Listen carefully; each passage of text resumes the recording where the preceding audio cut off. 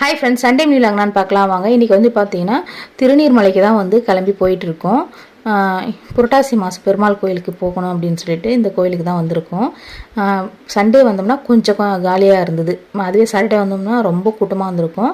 அதனால் வந்து பார்த்திங்கன்னா சண்டே வந்தோம், நல்லா ஃப்ரீயாகவே சாமிலாம் பார்த்தோம். ஃபஸ்ட்டு கீழே இருக்கிற பெருமாள் வந்து நீர்வண்ணன்னு சொல்லிட்டு அவங்கள பார்த்துட்டு அதுக்கப்புறம் அலமேலமங்கம்மா, ஸ்ரீ ஆண்டாள் எல்லாரையும் பார்த்துட்டு அதுக்கப்புறம் தான் வந்து மேலே வந்து ஸ்ரீ ரங்கநாதர் வந்து பார்க்க போகிறோம்.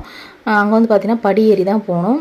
மேக்ஸிமம் படி வந்து ரொம்ப அதிகமாக இருக்காது, இருந்தாலும் கொஞ்சம் வந்து மூச்சு வாங்குற மாதிரி இருக்கும். கிட்ட போகும்போது வந்து பார்த்திங்கன்னா நெட்டாக இருக்குது, ஸோ அதனால் கொஞ்சம் மூச்சு வாங்குது. அதுக்கப்புறம் கொஞ்ச நேரம் வெயிட் பண்ணி உட்காந்துட்டு அதுக்கப்புறம் தான் வந்து பார்த்திங்கன்னா நாங்கள் மேலே போய் சாமி பார்க்கவே போனோம்.